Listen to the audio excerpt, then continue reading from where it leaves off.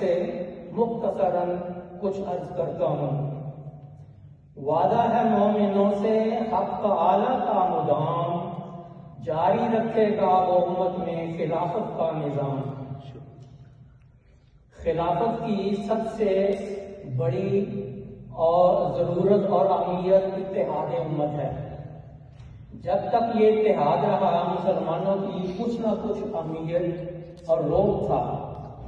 20ویں صدی میں اسلامی خلافت پر ہر طرف سے یلغار ہو رہی تھی، کیونکہ آخری ڈھیلا ڈھالا عثمانی خلیفہ سلطان عبدالحمید، جس کا دارالحکومت قسطنطنیہ ترکی تھا، وہ مغربی طاقتوں کی اس کوشش میں کہ فلسطین میں یہودیوں کی آبادکاری کی جائے، لیکن سلطان اس کی اجازت نہ دے کر رکاوٹ بنا رہا۔ چنانچہ اس رکاوٹ کو ختم کرنے کے لیے اور مسلمانوں کے اس اہم ادارہ کو سبوتاژ کرنے کے لیے مختلف ذرائع اختیار کیے گئے، جن میں مسلمانوں میں مختلف عصبیتوں کو ابھار کر خود مسلمانوں ہی کے ذریعہ انتہائی کمزور کر دیا گیا، اور بالآخر مصطفیٰ کمال اتاترک کے ذریعہ مارچ سن 1924 میں آخری خلیفہ کو جلا وطن کر کے اسلامی خلافت کے خاتمہ کا اعلان کر دیا گیا۔ اس نام نہاد اسلامی خلافت کی برطرفی کے بعد وہ مختلف اطراف سے مسلمانوں کی طرف سے آوازیں اٹھتی رہیں، مگر کامیاب نہ ہو سکیں۔ اگر کوئی چیز اہم ہو تو اس کی ضرورت خود ہی اس کی متقاضی ہو جاتی ہے۔ اللہ تعالیٰ نے قرآن مجید میں خلافت کو دو جہت سے نہ صرف بیان فرمایا ہے، بلکہ اس طور پر بیان فرمایا ہے کہ اس کی ضرورت اور اہمیت بھی یکساں واضح ہو جاتی ہے۔ ایک جہت میں اپنے انبیاء کرام، خصوصاً حضرت آدم علیہ السلام اور حضرت داؤد علیہ السلام کے لیے قرآن مجید میں لفظ خلیفہ استعمال فرمایا اپنی صفات کے جانشین کے طور پر، اور دوسری جہت سے انبیاء کے کام اور مشن کو جاری رکھنے کے طور پر، جیسا کہ ہم سورہ نور کی آیت 56 میں ابھی سن بھی چکے ہیں، وعد اللہ الذین آمنوا منکم وعملوا الصالحات لَيَسْتَخْلِفَنَّهُمْ فِي الْأَرْضِ كَمَا اسْتَخْلَفَ الَّذِينَ مِنْ قَبْلِهِمْ۔ اس میں لفظ وعد اللہ ہو ضرورت اور اہمیت دونوں کو سموئے ہوئے ہے، اور آخری لفظ من قبلہم سے یہ موضوع مسلمانوں اور ان سے قبل آنے والی امتوں کے حوالہ سے بھی اہم اور معتبر ہو جاتا ہے۔ مسلمانوں کے قریب ترین امت موسویہ تھی، اور قرآن میں رسول پاک صلی اللہ علیہ وسلم کو حضرت موسیٰ علیہ السلام کا مثیل قرار دیا گیا ہے، جیسا کہ سورہ مزمل میں آیت 16 میں یہ بیان ہے، اِنَّا أَرْسَلْنَا إِلَيْكُمْ رَسُولًا شَاهِدًا عَلَيْكُمْ كَمَا أَرْسَلْنَا إِلَىٰ فِرْعَوْنَ رَسُولًا۔ یقیناً ہم نے تمہاری طرف ایک رسول بھیجا ہے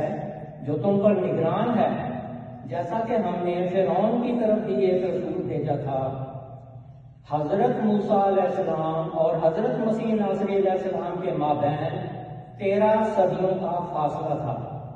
اس دوران کثیر تعداد میں انبیاء حضرت موسیٰ علیہ السلام کی جانشینی اور خلافت پر معمول رہے، مگر سلسلہ محمدیہ میں شریعت مکمل ہو جانے کے باعث اور اس وجہ سے بھی کہ آپ صلی اللہ علیہ وسلم کی قوت قدسیہ انبیاء سابقہ سے بلند و بہتر تھی، کسی فوری نبی کی ضرورت نہیں تھی۔ اس لیے امت محمدیہ میں اس خلا کو خلافت راشدہ نے پر کیا۔ نیز آن حضرت صلی اللہ علیہ وسلم نے یہ بھی فرمایا تھا کہ میرے بعد جو خلافت ہوگی اس کے بعد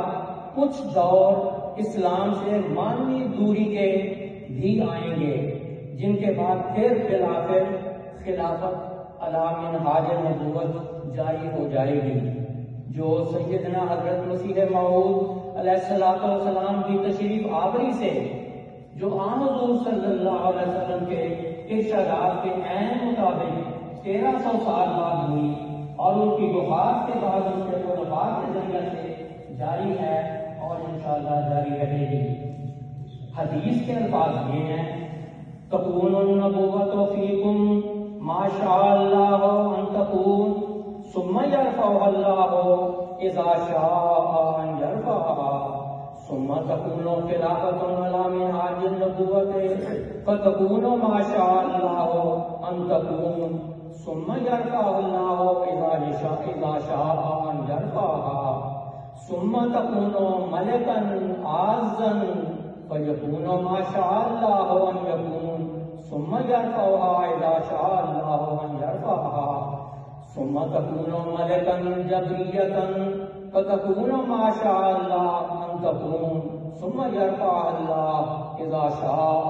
ان یرفعها ثم تکون خلافۃ علی منہاج النبوۃ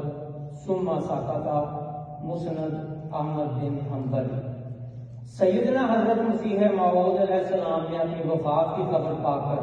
جب کتابچہ الوصیت تحریر فرمایا تو اس میں اپنے بعد آنے والی جانشینی خلافت کے لیے قدرت ثانیہ کا لفظ استعمال فرمایا۔ آپ فرماتے ہیں: سو اے عزیزو، جبکہ قدیم سے سنت اللہ یہی ہے کہ خدا تعالیٰ 2 قدرتیں دکھلاتا ہے تا مخالفوں کی 2 جھوٹی خوشیوں کو پامال کر کے دکھلاوے۔ سو اب ممکن نہیں ہے کہ خدا تعالیٰ اپنی قدیم سنت کو ترک کر دے، اس لیے تم میری اس بات سے